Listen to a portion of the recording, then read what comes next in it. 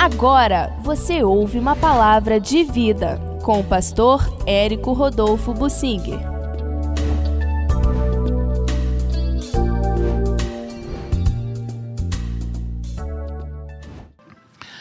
A atitude dos que estavam no navio e do próprio Jonas na barriga do peixe. Vamos analisar um pouquinho aquela situação. Fatos aconteceram. Deus mandou Jonas ir a Nínive, capital da Assíria, o grande império assírio. Por fim, ele foi e eles se arrependeram. Isso mostra o amor de Deus para com aquela gente que não era do povo de Israel. A Bíblia nos fala de um Deus que ama a todos, João 3,16. Deus tem interesse na salvação de todos, Ele não quer que ninguém se perca. Deus quer a salvação de todos. O Evangelho é para ser pregado para todos. Na antiga aliança, não havia essa noção do Evangelho, mas Deus queria que o nome dele fosse glorificado e exaltado em todos os lugares. Isso aconteceu algumas vezes. Por exemplo, na época de Salomão, reis do mundo inteiro vinham a Jerusalém e ficavam maravilhados com o que Deus havia feito ali, como a rainha de Sabá. Na época do cativeiro, a vergonha e derrota de Judá foi muito grande.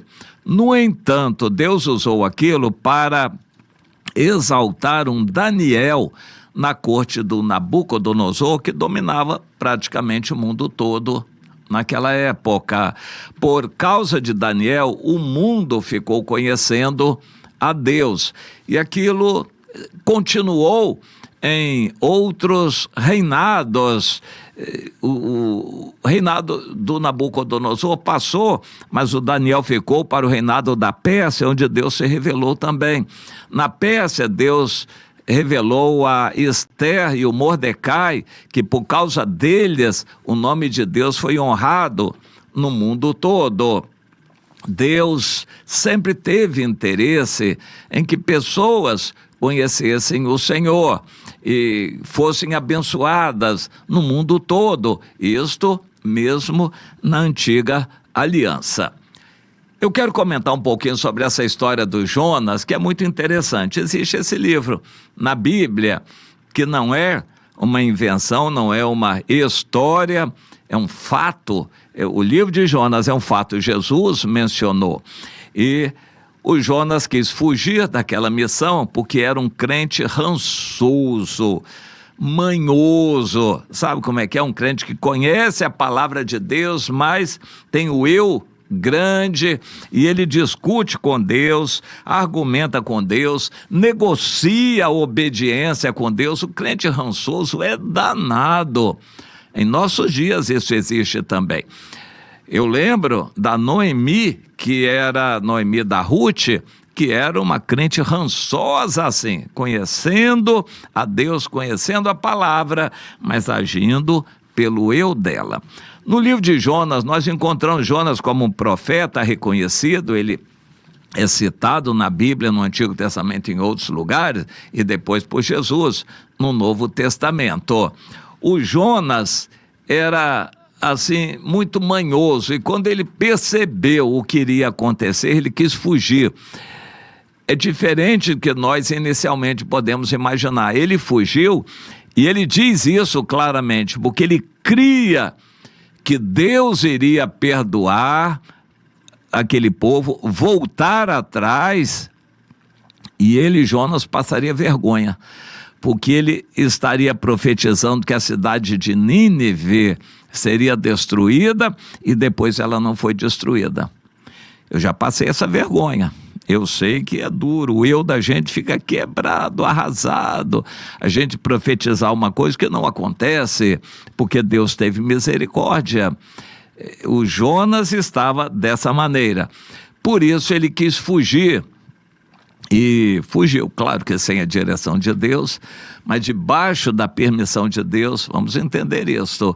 Ele não teve a direção, mas ele teve a permissão de Deus para fugir. E fugiu, foi para o navio. Mas Deus mandou uma tempestade para o navio, quase que o navio afundou, até que o Jonas entendeu que precisava mostrar a verdade, e aquelas pessoas procuraram saber a verdade, buscaram todos os deuses, e o Jonas foi explicar: não precisem buscar outros deuses, o meu Deus que criou os céus e a terra e domina o mar, ele me mandou em uma missão que eu estou desobedecendo. Vocês podem estar certos, a razão de essa tempestade estar praticamente afundando o nosso navio sou eu. A minha desobediência. Vocês me lancem ao mar e eu tenho certeza que a tempestade vai se acalmar. É claro que os homens não quiseram fazer isso logo, mas como não tinham jeito, eles fizeram. Jogaram o Jonas e o Jonas caiu no mar, no meio da tempestade, veio um grande peixe que Deus preparou e comeu e engoliu o Jonas. Uma versão antiga em português diz que esse grande peixe era baleia, mas muitas críticas apareceram durante a história dizendo que a baleia não tem capacidade de comer um homem, porque a baleia é grande, porém a garganta dela é pequena, e a baleia não conseguiria engolir um homem. Mas isso já foi desfeito. Há cerca de um século atrás, até um pouco mais de um século atrás, um navio baleeiro na Argentina, no sul da Argentina, passou por essa situação. Baleeiro era navio dotado de um canhão na proa com um cabo de aço. E esse canhão era atirado com aquela flecha, aquele arpão que atingia a baleia, o arpão travava na baleia e eles começavam a puxar com máquina, com motor, puxar a baleia para junto do barco. Depois, quando eles estavam junto do barco, eles terminavam de amarrar a baleia ao lado do barco, não tinha condição de botar a baleia dentro do barco. Eles amarravam a baleia ao lado do barco pesqueiro, baleeiro, e começavam a destrinchar a baleia, e era assim que eles faziam o comércio com carne de baleia, óleo de baleia, isso tudo era muito valorizado. E esse navio, então, estava nessa situação, e uma tempestade daquela, ondas fortes, fez com que um dos tripulantes ali do navio caísse no mar. Ele sumiu. Eles procuraram, mas não teve jeito. Por fim, eles desistiram de procurar aquele dia inteiro e continuaram o trabalho deles procurando arpoar a baleia.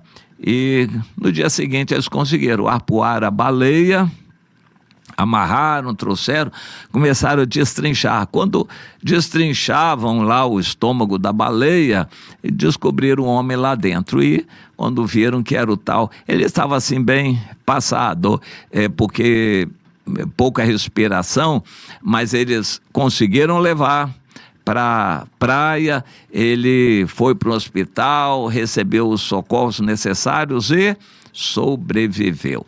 Então, isso testificou que um homem pôde ficar mais de 24 horas vivo na barriga de uma baleia. A Bíblia diz que Deus preparou um grande peixe, não necessariamente a baleia. Recentemente aconteceu também de novo essa mesma coisa, que uma pessoa foi engolida por uma baleia e passou um tempo lá dentro, pouco tempo dessa vez, e, no entanto, não morreu. Tudo é possível ao que crê. Deus é poderoso e preparou aquele grande peixe, preservou Jonas na barriga do peixe. Aquele episódio todo fez com que acontecesse uma coisa muito interessante. O versículo 16, Jonas 1:16. Aqueles homens que estavam no navio temeram a Deus em grande maneira. Eles ofereceram sacrifícios a Deus e fizeram votos. temeram a Deus porque tudo se acalmou. Eles souberam que o Deus de Jonas, o Deus de Israel, era o Deus verdadeiro.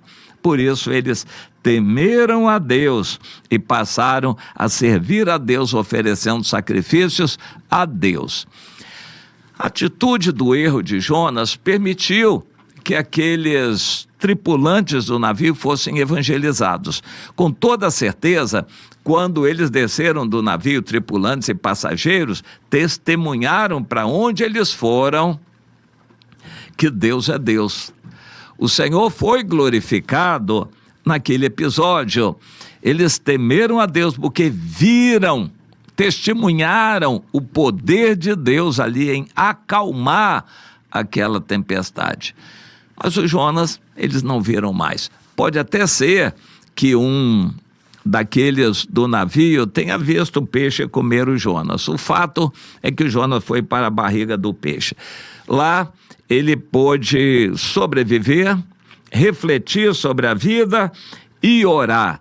Da barriga do peixe, o capítulo 2 cuida disto, capítulo 2 do livro de Jonas. A oração que o Jonas fez da barriga do peixe. E no final dessa oração ele diz: Senhor, agora com voz de agradecimento, se o Senhor me livrar, eu oferecerei sacrifícios e o que eu votei, pagarei.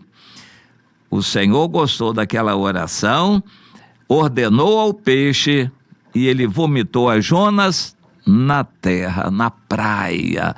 E o Jonas pôde então sair vivo.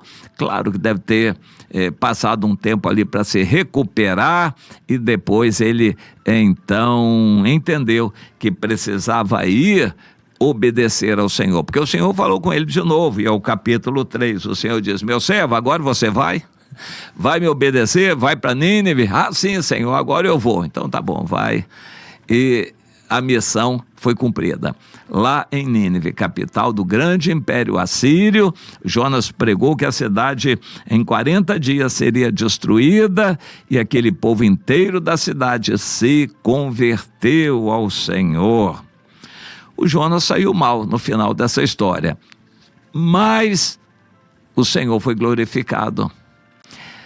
Veja bem, o projeto de Deus não é que você que creia nele seja engrandecido na terra, próspero, more num casarão e tenha um carrão, dinheiro no bolso. Deus não é glorificado dessa maneira. O Jonas não foi um projeto de sucesso. O Jonas terminou mal. Porém, Deus foi engrandecido no grande império assírio e naquele navio que certamente virou um celeiro de evangelistas. Aqueles que estavam no navio por onde foram, falaram do Deus de Israel, o Deus de Jonas. Deus foi glorificado e aqueles no navio ofereceram sacrifícios a Deus. Essa era a maneira no Antigo Testamento de demonstrar devoção a Deus, oferecendo sacrifícios e fazendo votos a Deus. E o Jonas, da barriga do peixe, também glorificou a Deus. E depois em Nínive, uma multidão se converteu e ofereceu sacrifícios a Deus. E Deus foi glorificado nesse episódio todo, mesmo realçando a fraqueza e a carnalidade do Jonas, mas Deus o usou. Deus usa você, meu irmão, Deus usa você, minha irmã, apesar de suas fraquezas. Mas é bom que você se humilhe e obedeça ao Senhor de bom grado, para não ter que obedecer pela dor. Entende isto? É bom que você obedeça a Deus de bom grado, para não ter que obedecer pela dor. O Jonas experimentou isto. Muitos outros experimentaram também. Fale de Jesus ao seu redor, vizinhos, conhecidos, amigos, colegas de escola, de trabalho, passageiros no ônibus. Onde você estiver, fale de Jesus. O Senhor quer ser glorificado através do seu testemunho.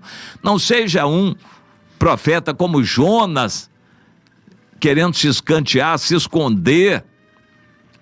Cuidado que o peixe pode estar preparado por Deus para engolir você. Você está preparado para perder de uma hora para outra tudo? Perder família, perder sua casa, seus bens, carro, posição, emprego.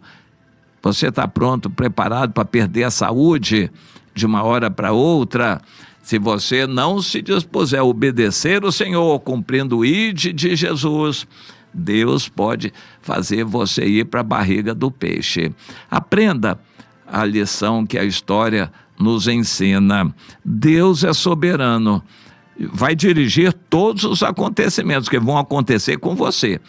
Deus quer que outras pessoas conheçam o Evangelho, e há pessoas para as quais só você vai poder pregar. Deus quer que você pregue, Deus quer que você fale, Deus quer que você leve a palavra. Meu irmão, não se acovarde, não se esconda, não fuja. Meu irmão, minha irmã, obedeça ao Senhor. Se você não obedecer de bom grado, pode ser que você tenha que obedecer pela dor. E eu repito, você está preparada para isso? Você está preparado para isso, meu irmão? Então, obedeça de bom grado. Isso é o melhor que você pode fazer. Se arrependa diante de Deus e diga como Jonas que agora você vai obedecer ao Senhor e fazer o que Ele manda. Vai pregar para quem precisa. Você vai pregar para quem está precisando. Ponha isso no coração, meu irmão, minha irmã.